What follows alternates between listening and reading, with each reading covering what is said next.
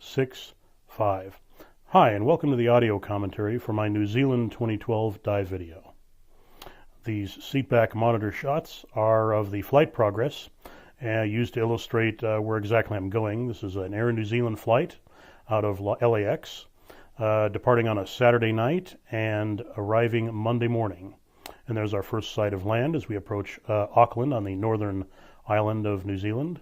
And I actually stayed in the area of far north in the island of Tutukaka, which was near the Poor Knights Islands. And I stole this establishing shot, which you see off of Google, because I needed to illustrate exactly what they look like.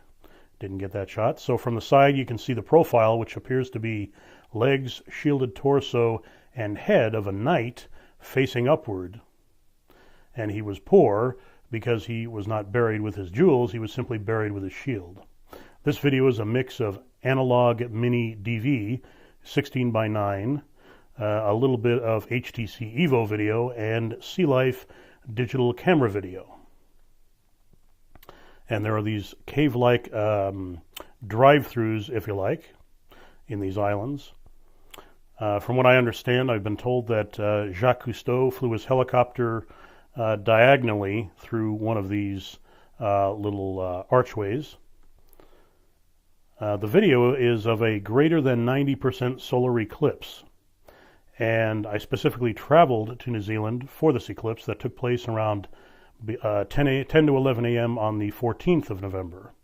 Diving was a way of getting far away from the clouds on the North Island, and was just kind of a side thing. And here we are looking out the other side to some distant other parts of the island there. And here's an illustration from Wikipedia, from NASA, of the eclipse. So the video still is taken from a MiniDV source with the lens of a eclipse glasses taped over the lens so that you can see that. It's about a 90% solar eclipse. It was quite good.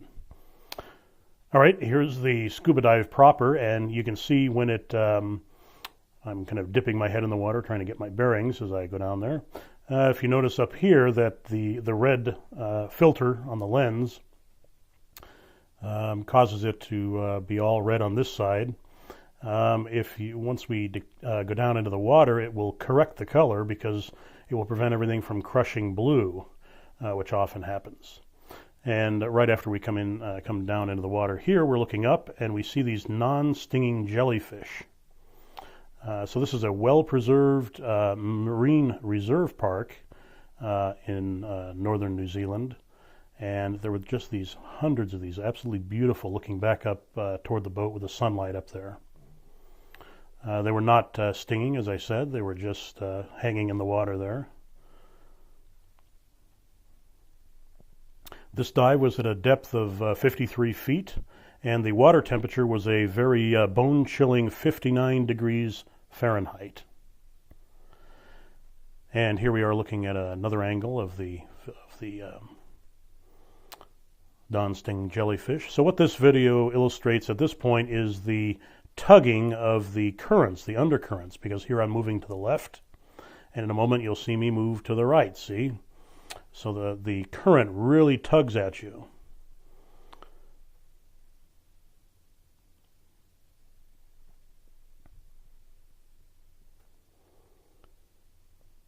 And we're just moving along down here. This is what the bottom of the ocean looks like at about 53 feet or so between the main island of New Zealand and the smaller islands that are off shore there. So there's some of the veil-like jellyfish. Some of them are larger than the others, obviously, as you can see. And there's some vegetation, and you can see that the color comes out quite accurately, actually. Not crushing to blue because of the red lens filter. Required to wear a 9mm wetsuit, and I wore a 3mm over that. So my hands were chilled and my ankles were chilled and around my neck, but otherwise I was warm. It was a very uncomfortable dive in terms of temperature. I'm used to the warm Caribbean dives where you're kind of sweating just about when you come out of the water, and it's very pleasant. Much more comfortable than this, but nevertheless, it was an interesting experience to do this.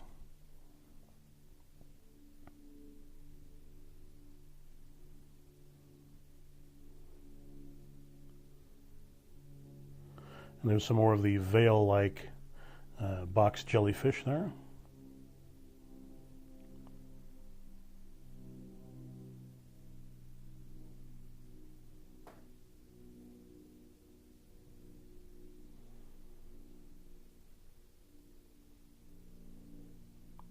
And in here, this area looks like it's concrete or cement or something, but it really isn't. It's the bottom of a volcanic, an ancient volcanic area.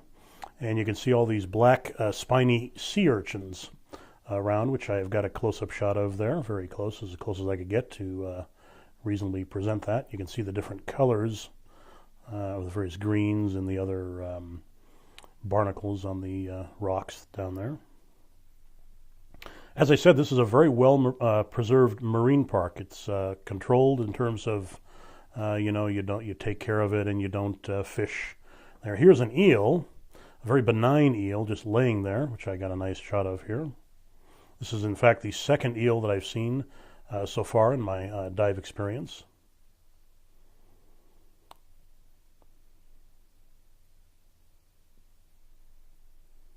And here's the chain from the boat itself. We dove out in sort of a U-shaped fashion away from the boat and then back. And this is a way to kind of bring it back to closure there. There's another of the veil-like box jellyfish.